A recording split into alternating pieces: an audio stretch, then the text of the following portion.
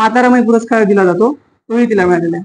कला शाखेमध्ये आणि कला क्षेत्रामध्ये सगळ्यात जास्त प्रावीण्य कमवणाऱ्या व्यक्तीला माई मंगेशकर पुरस्कार, लता मंगेशकरांच्या आईच्या नावाचा पुरस्कार दिला जातो, तोही तिला मिळालेला आहे. तिच्या कॉलेजतर्फे अगस्ती पुरस्कार, त्यांच्या कॉलेजचं नाव अगस्ती कॉलेज होतं, त्या माध्यमातून त्यांना जी विद्यार्थिनी उत्कृष्ट शिक्षकांच्या समवेत असते त्या व्यक्तीला तो अगस्ती पुरस्कार दिला जातो, तोही तिला प्राप्त आहे. त्यानंतर राष्ट्रीय युवा संसद, जे छात्र संसदेचं म्हणजे पार्लमेंट जशी असते आपले, जिथे प्रधानमंत्री, विरोधी पक्ष नेते यांचं जे सभागृह असतं, तसंच एक युवकांचं सभागृह म्हणून बनवलं जातं. त्याच्यामध्ये ती 2 वेळा चीफ गेस्ट म्हणजे मुख्य अतिथी म्हणून गेलेली आहे आणि त्यानंतर तिने सूत्रसंचालन पण तिथलचं केलेलं आहे. फर्ग्युसन महाविद्यालयामध्ये स्पेशली एबल्ड विद्यार्थी म्हणजे दिव्यांग विद्यार्थी, अंध, बधीर, मुकबधीर अशा विद्यार्थ्यांची एक डिपार्टमेंट आहे, त्याचं नाव आहे साथी डिपार्टमेंटमध्ये ती यावर्षी कोऑर्डिनेटर आहे. SYच्या विद्यार्थ्यांना सहसा कोऑर्डिनेटर केलं जातं. जे विद्यार्थी FYला म्हणजे फर्स्ट इयरला खूप उत्कृष्टपणे काम करून स्वतःचा अचिव्हमेंट त्या साथी डिपार्टमेंटसाठी एफर्ट्स देतात, त्या विद्यार्थ्यांना आपण कोऑर्डिनेटर बनवत असतो कॉलेजतर्फे. त्याच्यामध्ये सुरुवातीला त्यांचा इंटरव्ह्यू घेतला जातो आणि त्यानंतर कोऑर्डिनेटर डिक्लेअर केले जातात. 28 मार्चला तिला कोऑर्डिनेटरशिप मिळालेली आहे. त्यानंतर पुण्यामध्ये सगळ्यात मोठं एक कवी मंच चालतात पुण्यामध्ये, त्यातलं एक कवी मंच, त्याचं नाव आहे मनोरथ काव्य मंच. त्याची ती संस्थापक आहे, म्हणजे 5 जणांनी मिळून तो ग्रुप फॉर्म केला आणि त्यानंतर त्यांनी मनोरथ हा काव्य मंच सुरू केलेला. तो काव्य मंचाची सुद्धा ती संस्थापिका आहे. आणि आपल्या इथे म्हणजे 12वीत जो काही प्रावीण्य तिने कमवले, त्यानंतर ती आणि तिची लहान बहीण दोघीही जेवढं काही अचिव्हमेंट्स आहेत त्याच्यामध्ये पुढे आणि मागे. तिची लहान बहीण पुढे, तिला सुद्धा मातारमाई पुरस्कार मिळाला आणि त्यासोबतच ती सुद्धा कला शाखेतनं आणि त्यासोबत त्यांच्याच अकोला तालुक्यातनं फर्स्ट आलेली. सो एवढं तिच्या अचिव्हमेंट, त्याच्या पलीकडे खूप जास्त आहे. बट हे जे काही पुरस्कारांची नावं ती मुद्दामून सांगितली की जेणेकरून तिचं वय किती असेल अंदाजा?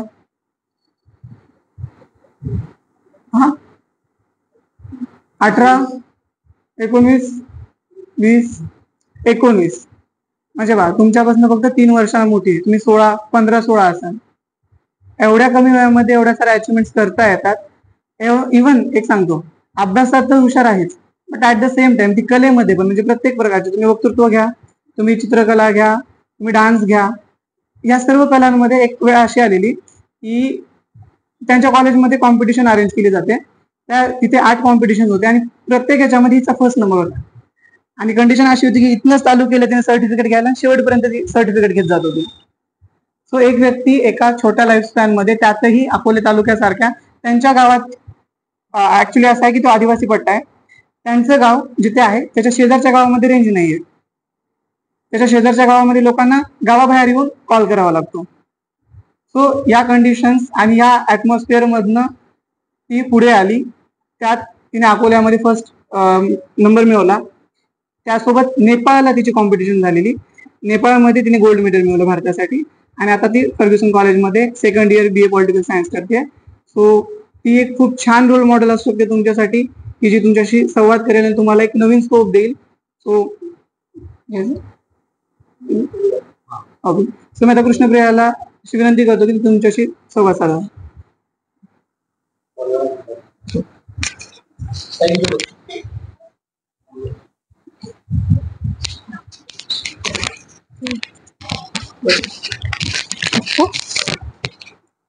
माझा आवाज येतोय? थँक्यू धम्मदीप, खूप छान इंट्रोडक्शन दिलंय त्याने. माझ्यापेक्षा जास्त तो मला ओळखतोय असं जाणवतंय मला. आणि रणखंबे सरांना पण माझा धन्यवाद की त्यांनी सन्मानपूर्वक आम्हाला इथे बोलवलं आणि तुमच्यासाठी एक रोल मॉडेल म्हणून आम्हाला उभं केलं.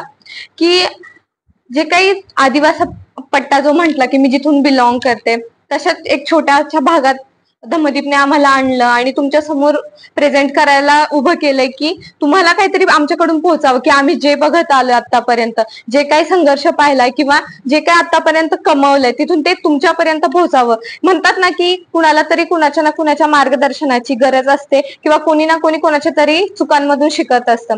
तसंच त्यासाठी त्यांनी आम्हाला बोलवलं. तर म्हणजे पहिली तर गोष्ट मला खूप छान वाटतं की तुमच्या पुढे समोर उभं राहून तुमच्यासाठी काहीतरी माझं मी सांगतेय. तर माझं पूर्ण नाव कृष्णप्रिया सुनीता बाळासाहेब यादव. माझा जन्म अकोले तालुक्याच्या छोट्याशा गावात शेलद गावातच झाला. छोटंसं गाव आहे खेड्यापाड्यातलं, आदिवासी पट्टा आहे पूर्ण. शिक्षणाचं काही महत्व नाही त्या गावामध्ये, शिक्षणाचं महत्व नाही. आजपर्यंत गव्हर्नमेंटच्या सुविधा, फॅसिलिटीज, अम्युनिटीज काहीच पोहोचलेल्या नाही तिथपर्यंत. आणि तिथून उभं राहून आज नेपाळच्या इंटरनॅशनल पर्यंत पोहोचणं ही माझ्यासाठी खरंच खूप मोठी गोष्ट होती. तर माझा प्रवास असा सुरू झाला की घरात आम्ही दोघीच मुली आहोत. पहिलं तर घरात त्या काळी, आता माझा 2006चा जन्म आहे, तर त्या काळी सुद्धा की मुली नकोत असं पण घरात आणि किंवा समाजात धारणा होती की मुलगी नको, मुलगा हवाय. पण वडिलांनी 2 मुलींनंतर ऑपरेशन करून 2च मुली पुढे ठेवल्या आणि समाजाला हा संदेश दिला होता की मी माझ्या मुलींना असं बनवेल की त्यांच्याकडे कुणी बोट केलं तर त्या स्वतः उत्तर देऊ शकतील. तर मग वडिलांनी शिकवलं. आमच्यासाठी वडील तालुक्याला आले. आता वडिलांची पण अशी एक स्टोरी आहे का वडील पण जिद्दीने मोठे उभे राहिलेत.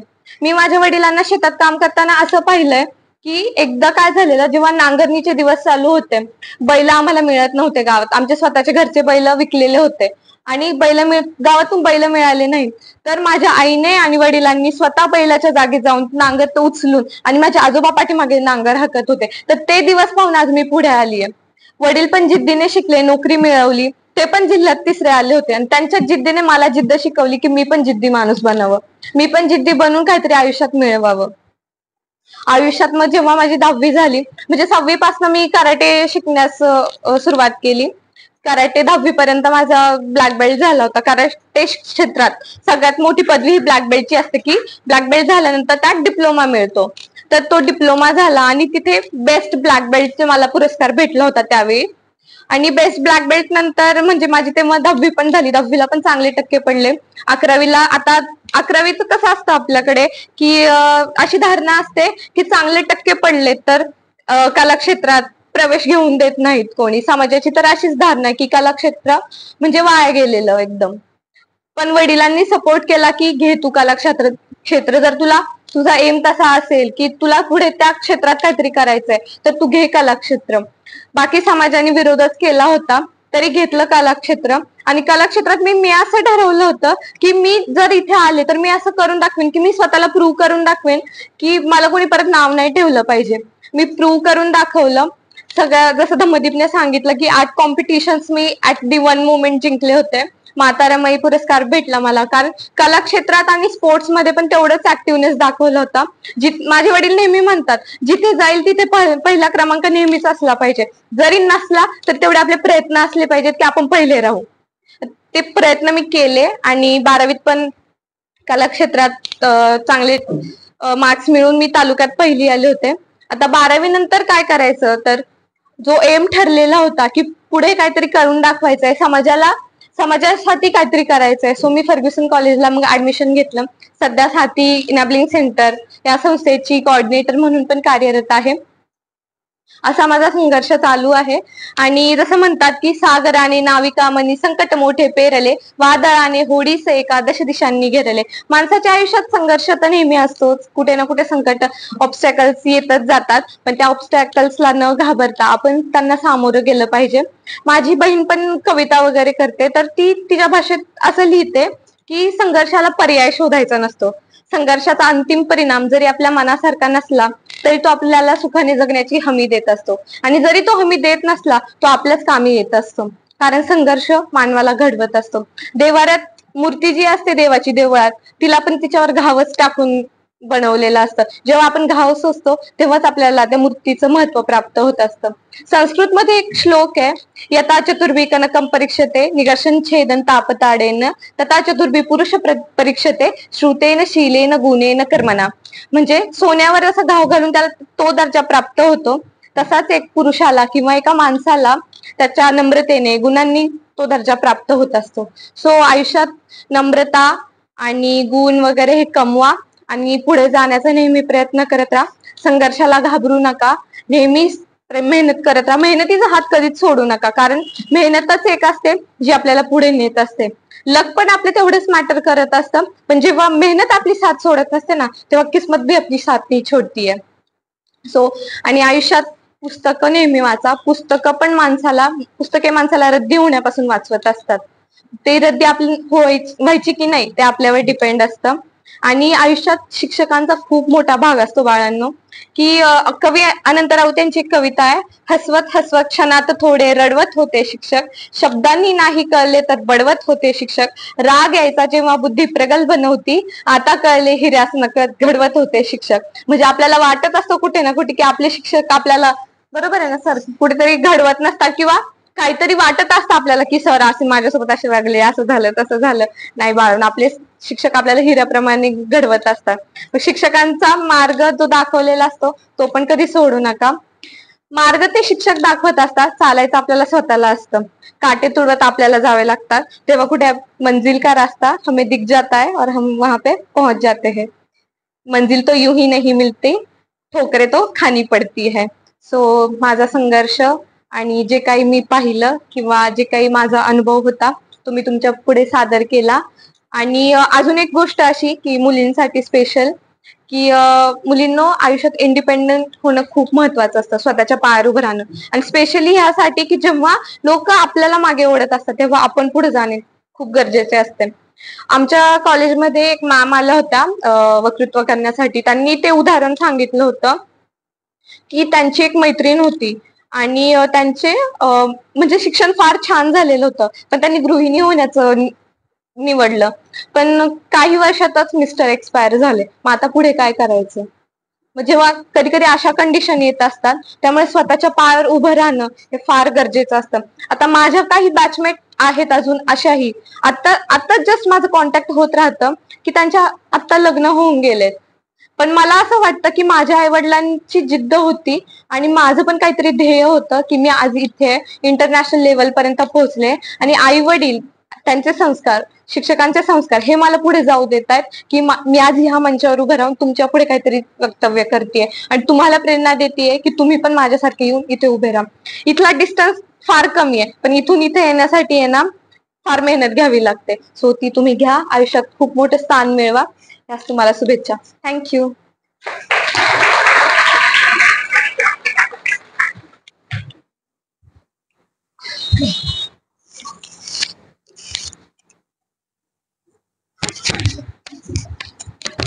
कोणाला काही प्रश्न आहेत का? शिक्षण म्हणजे शिक्षणाच्या प्रवाहात तुम्ही राहिलात किंवा तुम्ही जर शिकत राहिलात तर तुमचं एक इंडिपेंडन्स खूप चांगलं निर्माण होतं. मुलींसाठी सगळ्यात महत्वाचं इंडिपेंडन्स कोणतं आहे? म्हणजे अशी कोणतं इंडिपेंडन्स आहे ज्याच्यामुळे तुम्ही असं ठामपणे सांगू शकता की बाबा मला हेच करायचं, मी करू शकते? इंडिपेंडन्स कोणता हवा मुलींसाठी सगळ्यात इम्पॉर्टंट?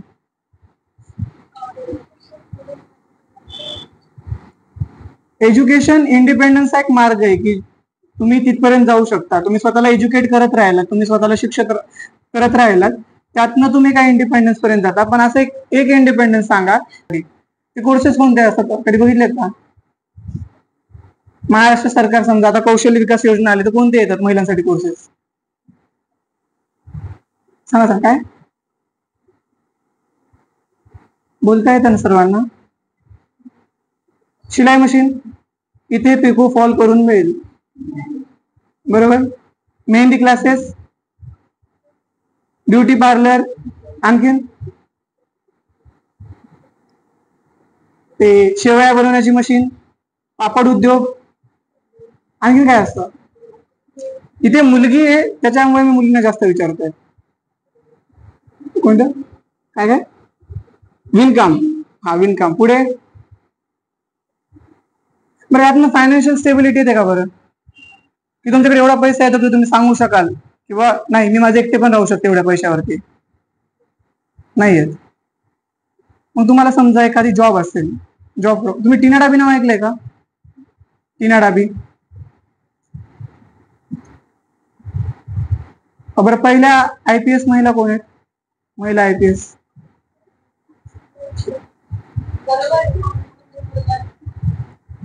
मी बोलला का?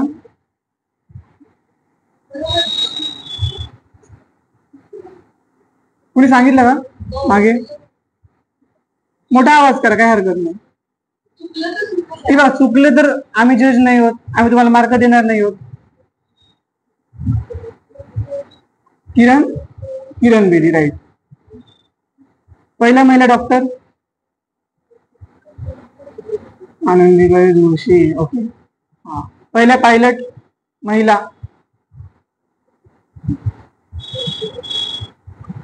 मूवी आला होता एक मागे त्यांच्यावरती,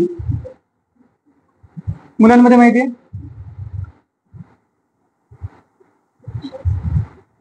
पहिल्या महिला पायलट. गुंजन सक्सेना नाव ऐकलंय? मूवी आला होता मागे.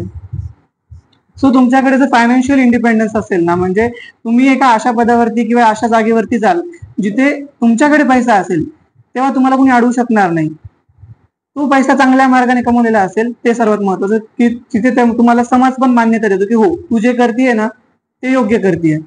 इथे एखादी अचिव्हमेंट सांगण्याचा हा उद्देश अजिबात नाही की ती किती मोठी आहे, ती किती महान आहे, तिने काहीतरी अचीव्ह केलंय, अजिबात नाही. तीही मुलगी आहे, तुम्ही मुलगी आहात. तुम्ही परभणी जिल्ह्यात आहात, ती शेलत गावात होती. फरक आहे.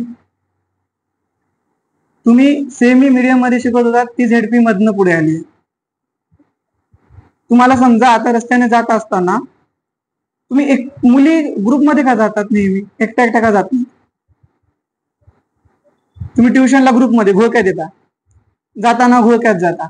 इथे सरांना थांबावं लागतं, तिथे 2-3 मुलांची फिल्डिंग लावावी लागते आणि तुम्हाला व्यवस्थित गेलं काही पाहावं लागतं. का? प्रोटेक्शन साठी. आणि पुण्यावरनं ती आमच्या दोघांसोबत आली आहे आणि ती नेपाळला फक्त एकट्या व्यक्तीसोबत गेली होती. तिने ती स्वतःमध्ये स्ट्रेंथ कमवली आहे की कराटे येता येत ना तिला, जर पुढे काय झालं मी मॅनेज करून टाकली. 7 डिपार्टमेंट असं डिपार्टमेंट आमच्या कॉलेजमध्ये ज्याच्यामध्ये इंटरनल पॉलिटिक्स पण खूप चालतं, एक्सटर्नल पण खूप चालतं. त्याला खूप जास्त थ्रेट्स, त्यांना म्हणजे धमक्या येतात आधे मध्ये कॉल करून, की समजा असं झालं की एखादा ब्लाइंड विद्यार्थी आहे, त्याच्यासाठी रायटर कोणीतरी अरेंज केलाय, समजा त्याला चांगले मार्क पडत असतील आणि एखाद्याचे जात असतील, मग कुणीतरी कॉल करणार त्यांना, त्याला जाऊ दे नको तुझं काहीतरी करेल. कुणीतरी इकडे एखादा फंड आलेला असेल, फंडचे पैसे आमच्याकडे येण्यासाठी काहीतरी कर, नाहीत लगू. इथे सेकंड इयरच्या मुलीने, फक्त 19 वर्षाच्या मुलीने फॉर्मपणे सांगणं की मी बघून घेईल, तुला जे करायचं ते कर. यासाठी काय लागतं? जाहीरपणे ती स्ट्रेंथ बरोबर करायची असेल किंवा हे बघा मी मुलगी आहे याचा अर्थ असा नाही की मी कमजोर आहे. तिच्या आई वडिलांनी तिला 2 मुलांसोबत पाठवलंय. आम्ही तिचे नातलग नाही होत, आम्ही तिचे सो कॉल्ड भाऊ नाही होत. नॉर्मल काय असतं, भाऊ असला म्हणजे सेफ आहे. तुम्हालाही मुलींना जेव्हा कुठे पाठवायचं असं घरचे कोणासोबत पाठवतात? स्वतः तरी येतात, नाही तर भावासोबत. त्या दोघी बहिणी आहेत, लक्षात येते? त्या पुण्यात राहत आहेत, त्या प्रत्येक जागी एकट्या जात आहेत. तिने असंख्य कविता स्पर्धा, काव्यवाचन स्पर्धा, वक्तृत्व स्पर्धा गाजवल्यात आणि त्या काय फक्त अकोल्यात होत नसतात, कधी कधी बाहेर जावं लागतं, कधी कधी प्रवासही करावा लागतो. त्या प्रवासादरम्यान जर कुठे काही झालं तर ती एकटी मुलगी आहे. तिने मला सांगितलं नाही उल्लेख, पण तिने एका फिल्म मध्ये पण काम केलं. नाव काय तुमचं? प्रबळ.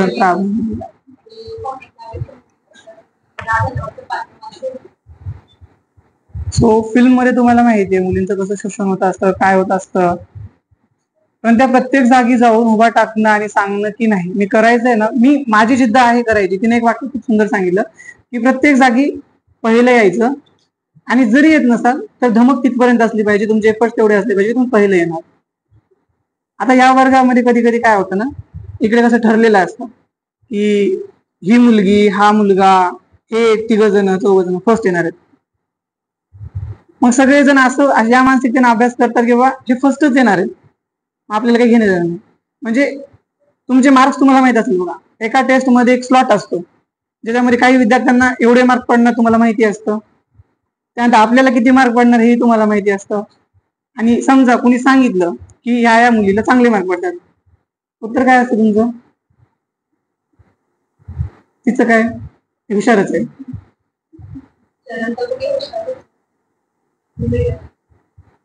म्हणजे तुम्ही मेहनत किती देताय, सगळ्यात महत्वाचं at the end of the day तुम्ही दिवसाच्या शेवटी स्वतः एफर्ट्स किती मारलेत, तुम्ही ती गोष्ट मिळवण्यासाठी किती स्ट्रगल केलाय. आता तुमच्या आयुष्यामध्ये स्ट्रगल 0 आहे. इव्हन कृष्णप्रियाची ओरिजिनल स्टोरी जी ती इथे स्पष्टपणे नाही सांगू शकत आहे. जो प्रवास असतो, आता एका प्रवासामध्ये ते सगळं एका भाषणामध्ये 15 मिनिटाचे सगळं नाही सांगू शकत. किंवा मी नेपाळला जेव्हा गेले, पुण्यावरनं नेपाळपर्यंतचा प्रवास तो 1000 किलोमीटर 2000 किलोमीटरचा असतो. आणि नेपाळ म्हणजे दुसरा देश आहे. तिथलची भाषा वेगळी, जेवण वेगळं, वातावरण वेगळं, तिथलचा करन्सी वेगळी, लोक वेगळी. समजा का तिथे काहीतरी प्रॉब्लेम झाला, तिला पळत घरी यायचं असेल, ती येऊ शकत नाही.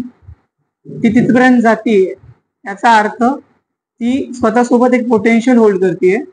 आणि सगळ्यात महत्वाचं, तिने एक मला माझं वाक्य सांगितलं की ऍटलिस्ट वयाच्या 25 पर्यंत लग्न करणारच नाही. इथं किती मुली असतील की ज्यांना ठामपणे विश्वास आहे की आपण वयाच्या 25 पर्यंत लग्न करणार नाही. ऍटलिस्ट हँड रेज करा. आता विश्वास नसेल तरी मागे शेवटला 2 नाही येत वाटतं. ओके.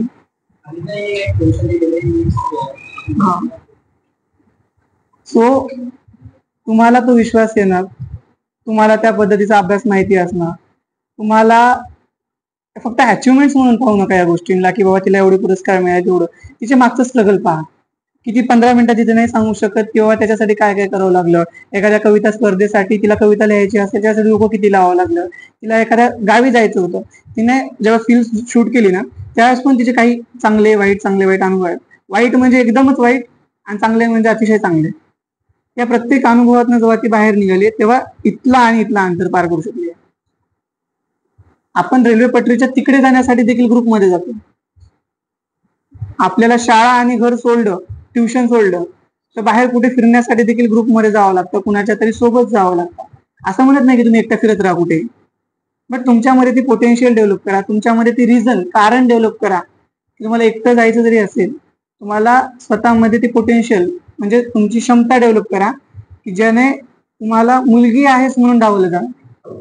म्हणजे तू गांधी पार्क मध्ये जाऊन गोळ्या आणू शकत नाहीस का, कारण तू मुलगी आहेस.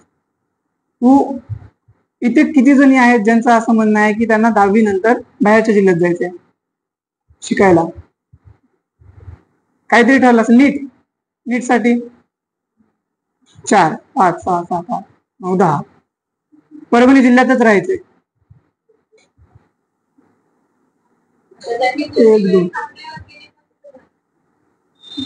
कदाचित लग्न होतील. नाही, हे बघा, फ्री विचार करा, तुम्हाला कोणी जज करत नाहीये. नॉर्मल काय विचारलं, परभणीच्या बाहेर किती जण जाणार आहेत शिकण्यासाठी मुलींमध्ये? सगळे. RCB मोठेगावकर, IIB Nanded.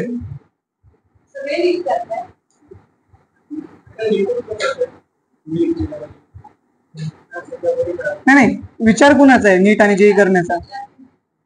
नीट आणि जेई करण्याचा. ओके.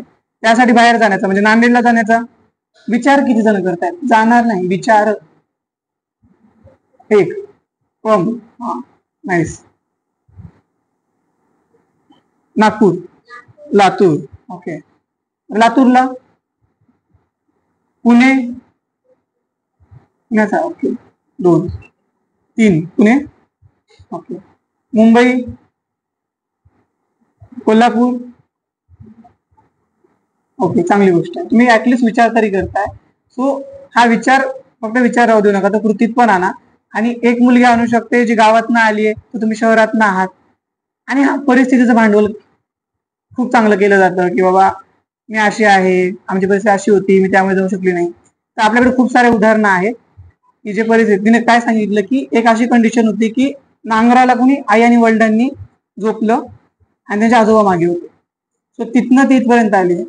आपली ऍटलिस्ट तेवढी नाहीये ना, आपण जिल्ह्यात राहतो. असेल तरी देखील आपल्याकडे त्या सुविधा, त्या परिस्थितीसाठी भांडवल करायचं नाही का मी यामुळे जाऊ शकले नाही, मी यामुळे करू शकले नाही. ओके. सो तिथं एक कविता घेऊया, खूप सुंदर कविता लिहिली स्त्री असण्यावरती.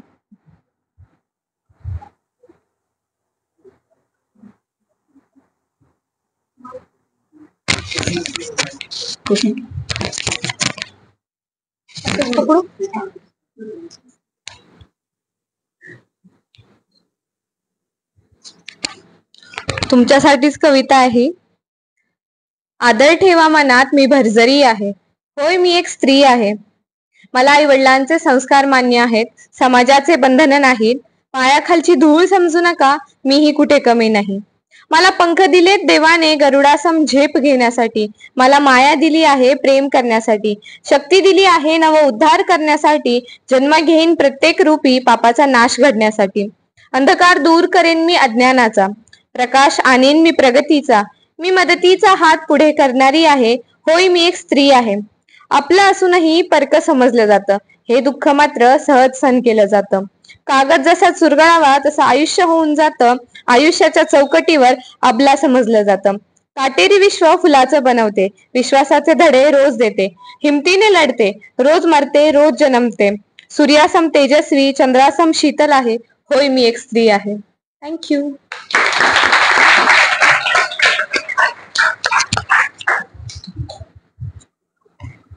काही प्रश्न आहेत का? कुणालाच नाही. पर्सनल वगैरे काही मुलांना आहेत?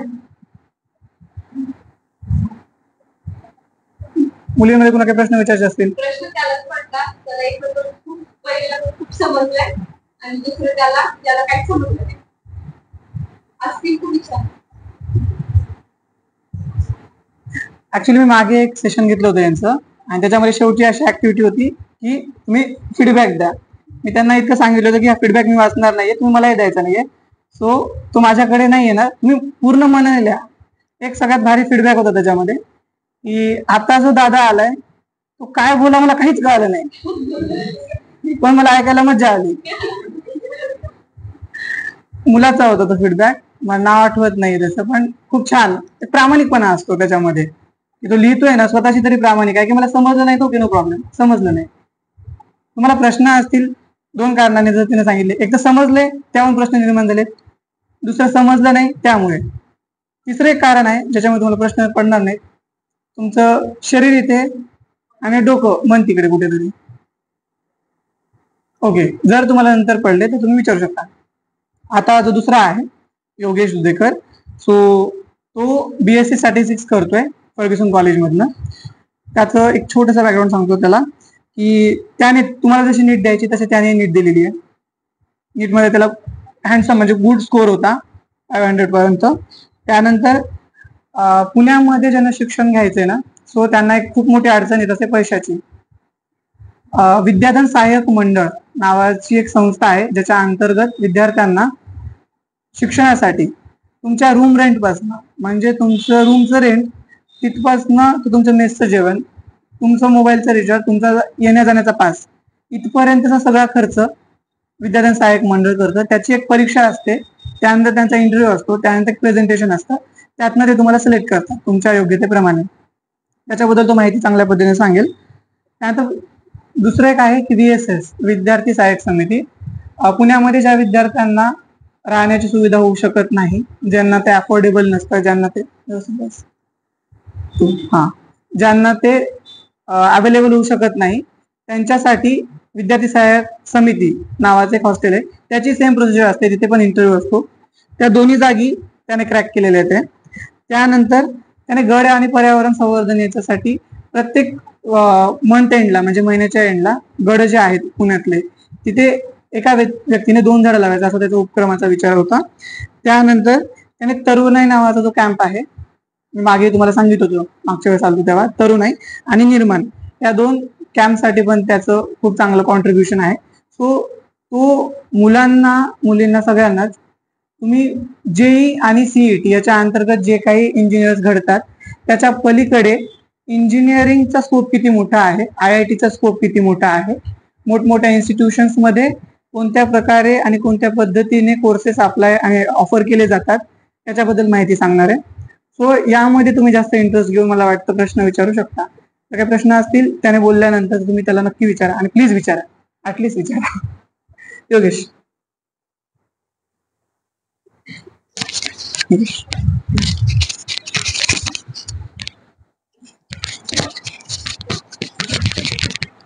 सर्वात प्रथम सर्वांना नमस्कार आणि सर्वांचे मॅडमांचे सरांचे देखील आमचे आभार मानतो, कारण की त्यांनी आम्हाला इथं बोलायला बघेल मी आज समजू शकतो रविवार आहे आणि रविवारी सुट्टीचा दिवस असतो, तरी तुम्हाला बोलवलं. कारण की आम्ही पण कधी इथंच बसतो आणि आता देखील आहे की असं कोणी आलं की रविवारच्या दिवशी किंवा कार्यक्रम असला म्हणजे सर्वात जास्त बोर होतं. परंतु मला इथं बोलवण्याचा आणि सांगण्याचा एक आनंद होतो की आम्ही ज्या बॅकग्राऊंड मधून आलेलो आहे आणि जिथून पुढे जात आहे ते बॅकग्राऊंड आपण म्हणतो ना की आपण काय म्हणतो की आपलं जे गरिबी असते ना, ती गरिबी आपल्या शिक्षणात मोठी अडचण असते. तसं काही नाही. कारण की आमच्या गावात एक ताई आहे. ताई सध्या ताईंचं लग्न झालेलं आहे. परंतु ताईंचं लग्न होऊन देखील ताईंचे भाऊ PSI झालेले आहेत आणि ताईने ठरवलं की भाऊ जर PSI होऊ शकतो तर मी का नाही. बाई तीच ताई आता PSI हे मुंबईला आहेत आणि त्या सध्या PSI सोबत बाहेरचे जे आहे ना MPSC चे बाकीचे कोर्सेस ते सुद्धा क्रॅक्स केलेले आहे आणि त्यांचं सुद्धाचं आता एक NGO मध्ये काम करत आहे. तर मी हेच सांगतो की एक स्त्री देखील पुढे जाऊ शकते, ती देखील पुढे जाऊन आपल्या भारताचं नाव देखील मोठं करू शकते आणि तेच मुलं देखील करू शकतात. परंतु आज काय होतंय की जे मुलं आहेत ना ते थोडासा व्यसन साईडकडे जास्त जात आहेत. कारण की मुलांमध्ये कसं झालेलं आहे की जर नीट NGO आपलं JEE याच्या पलीकडे कोणाला काहीच वाटत नाही की BSc BA बाकीचे जे देखील आहे ना डिप्लोमाचे कोर्सेस त्याच्यामध्ये आपल्याला वाटतं की पुढे काही स्कोप नाही. परंतु जर मला देखील नीट मध्ये 12वीला 500 मार्क्स होते, परंतु मी विचार काय केला की मला खरंच डॉक्टर बनायचंय का, कारण की मला वाटू राहिलं मी डॉक्टर कधी बनावंच नाही. मग मी डॉक्टर नीट मध्ये न जाता मी BSc स्टॅटिस्टिक्स घेतले, कारण की मला पहिल्यापासून मॅथमॅटिक्स मध्ये खूप आवड होती. मग मी स्टॅटिस्टिक्स घेऊन आता सध्या BSc सेकंड इयरला शिकत आहे. आणि माझ्या घरची परिस्थितीबद्दल सांगणं म्हटलं तर मी एकदम मध्यमवर्गीय परिवारातून येतो. आमच्याकडे एक छोटीशी शेती आहे आणि जोडधंदा देखील आहे. माझे वडील खूप कष्टाळू आणि खूप मोठे शेतकरी देखील आहे आणि स्टॅटिस्टिक्स हा विषय मधून जर तुम्ही पुढे शिकत गेलात किंवा बाकीचे देखील BSc BA या विषयामध्ये देखील कंटिन्यू शिक्षण केलं ना तर पुढे MSc करून डॉक्टर करून तुम्हाला खूप देखील स्कोप आहे. आणि जर आपला काय प्रश्न असतो की आपण बाहेर जावीत असताना किंवा शिक्षणाला जात असलेला आपला खर्च आपण कुठून करणार आणि कसा करणार, त्यासाठी देखील बाहेर खूप मोठ्या संस्था आहे किंवा NGO आहे ते देखील काम करत असतात. त्यातील एक आहे विद्यादान सहाय्यक मंडळ म्हणजेच VSM.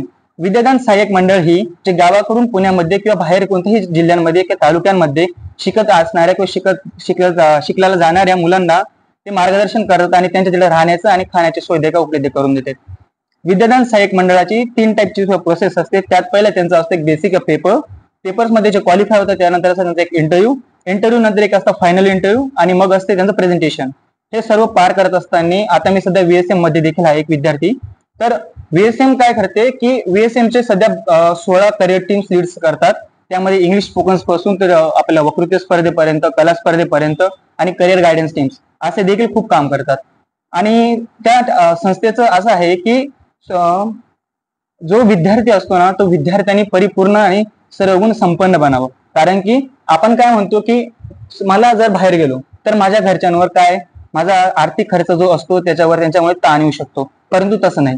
मी जेव्हा पुण्यात गेलो ना पुण्यात मला माहित नव्हतं की पुण्यात जाणार कुठे आहे राहणार कुठे आहे. मी अचानक मला फर्ग्युसन कॉलेजमध्ये माझा नंबर लागला, तो पण सेकंड राऊंड मध्ये लागला होता. मग फर्ग्युसन कॉलेजमध्ये नंबर लागल्यानंतर फर्ग्युसन कॉलेजमध्ये किंवा त्या पुण्यामध्ये कोणीही नव्हतं की मी त्यांच्यामध्ये तिथे कॉन्टॅक्ट करू शकतो आणि मी तिथे राहू शकतो. तर मी सुरुवातीला गावातून निघालो आणि रात्री मी पुण्यात उतरलो. आम्ही बाहेर थांबलो रात्रभर आणि सकाळी मी फर्ग्युसन कॉलेजला निघालो. तिथून माहित पडलं आणि ते लोक काय इंग्लिश बोलतात का हो. तिथं पहिल्या दिवशी ते सरांचं इंग्लिशमध्ये बोलणं वगैरे वगैरे वाटायला लागलं की आता मी फर्ग्युसन कॉलेजमध्ये खरंच शिकू शकतो का.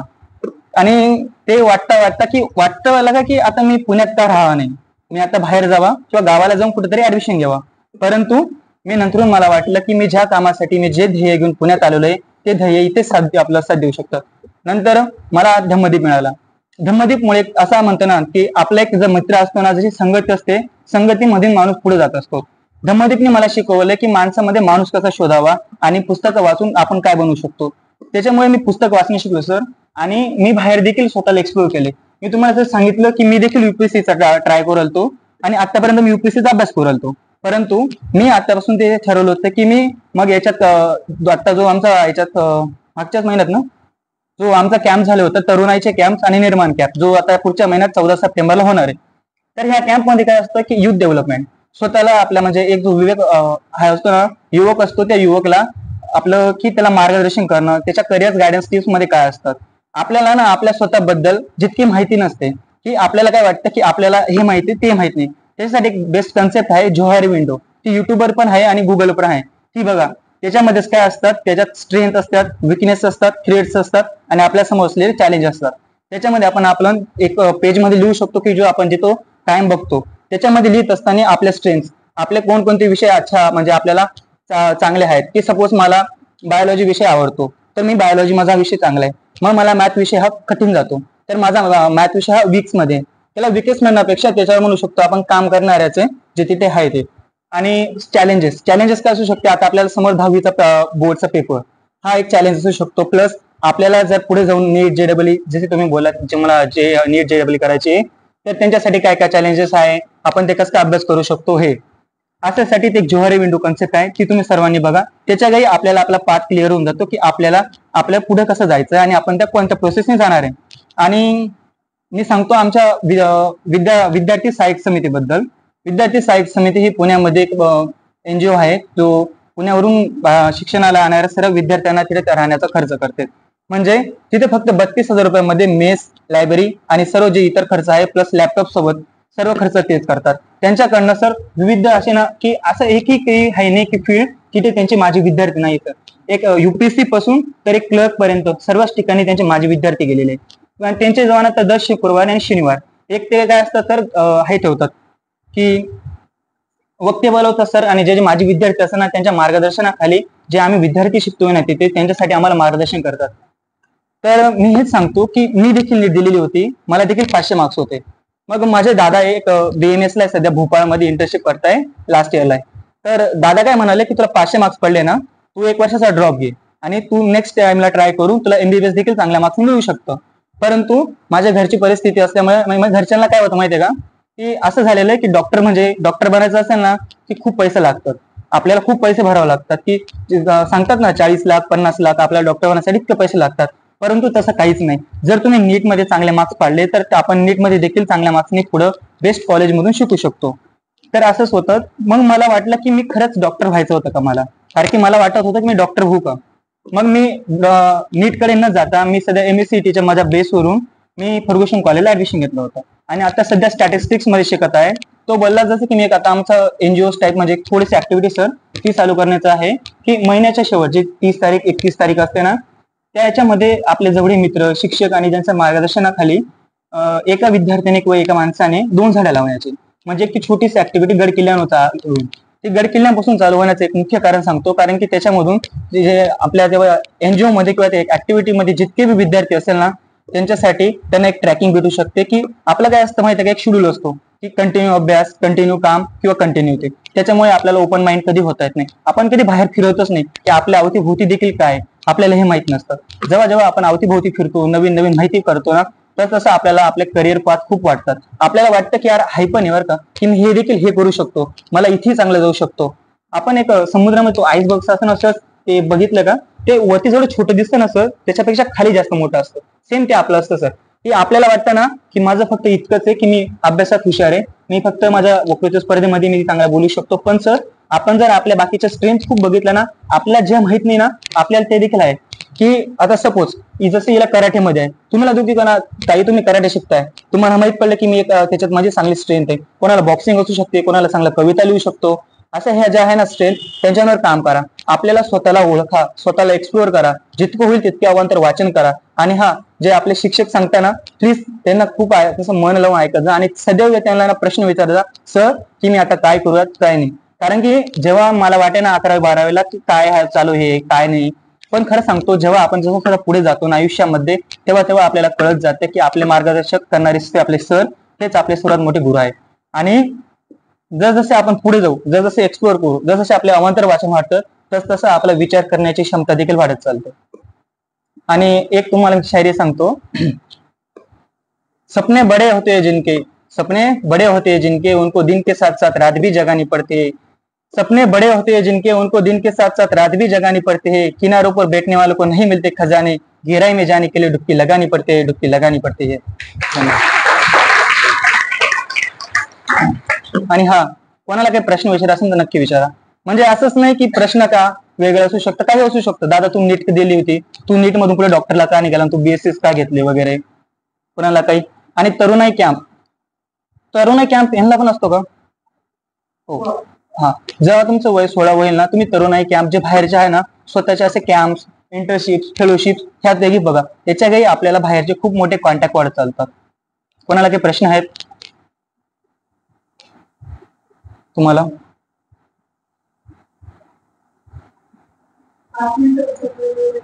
हो ठीक आहे. हो. धन्यवाद.